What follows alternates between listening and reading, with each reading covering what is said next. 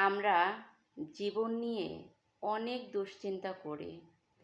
কত শত স্বপ্ন বুনি, কত শত দুশ্চিন্তা, কত শত চিন্তা আমাদের মাথায় ঘুরপাক খায়, তাই না? দিন শেষে এটা কেন হলো, দিন শেষে ওটা কেন হলো, দিন শেষে আমরা কেন এটা করতে পারলাম না। কিছু আক্ষেপ, কিছু পূর্ণতা, কিছু অপূর্ণতা, কিছু মিল, কিছু অমিল, কিছু সাধ্যের ভিতরে, কিছু সাধ্যের বাহিরে। কিছু স্বপ্ন পূরণ হয়, কিছু স্বপ্ন অপূরণই থেকে যায়। কিন্তু একটা জিনিস কি খেয়াল করেছেন? আপনি যে এত শত স্বপ্ন বোনেন, এত শত যে আপনি যে আহ, চেষ্টা করেন, কিন্তু একটাবারও কি খেয়াল করেছেন আল্লাহ যদি না চান আপনি একটা কাজও কিন্তু করতে পারেন না?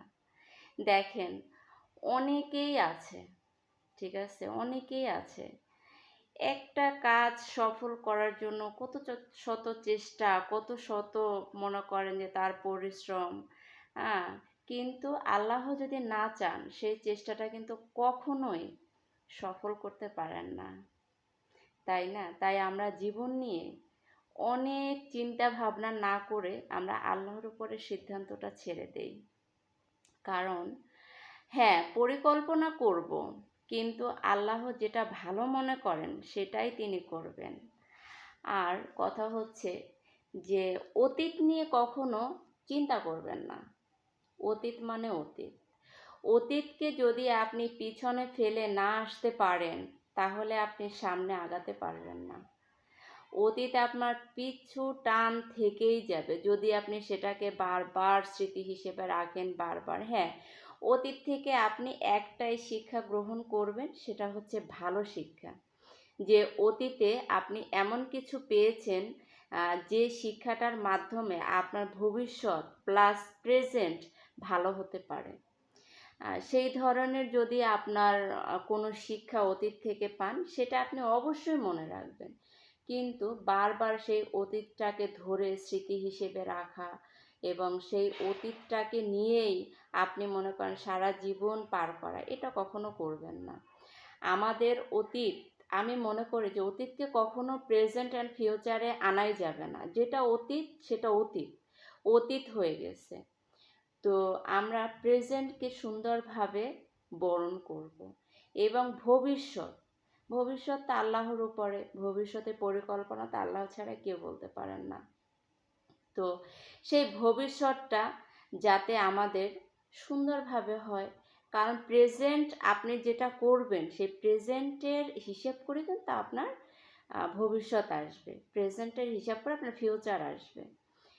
তো আমরা এমন কোনো কাজ করব না যাতে আমাদের অতীতেরও অনুশোচনা হয়, প্রেজেন্টেরও অনুশোচনা হয়, অ্যান্ড মনে করেন যে ভবিষ্যতেরও যাতে অনুশোচনা হয়, এগুলা কাজ আমরা কখনোই করব না। আমরা অ্যাটলিস্ট একটা কথা কি, আপনি যাই করেন না কেন উপরে কিন্তু একজন আছেন, ঠিক আছে? তিনি যদি চান আপনার একটা ইশারায় সব কিছু শেষ করে দিতে পারে। তাই আমি মনে করি যে আমাদের প্রত্যেকের জীবনে যেটাই ঘটুক, যেটাই হোক, সেটা হচ্ছে একমাত্র আল্লাহ তাআলার ইশারায়। তাই অতীত নিয়ে কেউ বেশি হতাশ হবেন না। আর অতীতকে মনে রেখে যে আপনি বারবার কষ্ট পাবেন, বারবার যে আপনি যন্ত্রণা পাচ্ছেন, এই জিনিসটা আর কি মনে করেন এই জিনিসটা থেকে বের হয়ে আসতে হবে, তাহলে আপনি ভালো কিছু করতে পারবেন। আর অতীতে আমি কি ছিলাম এইটা মনে রাখা যাবে না, অতীতে যেটা ছিলাম ছিলাম। আমাদের বর্তমান এবং ভবিষ্যৎ নিয়ে আমাদের বাঁচতে হবে।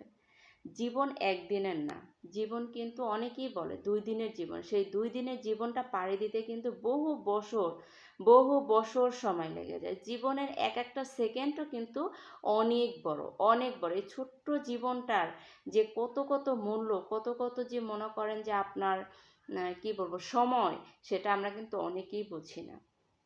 তাই আমরা জীবন নিয়ে বেশি হতাশ না হই, জীবনকে সুন্দরভাবে গ্রহণ করেন। আজকে আপনার কাছে আছে, আপনি মানুষকে দেখে কখনোই আফসোস করবেন না।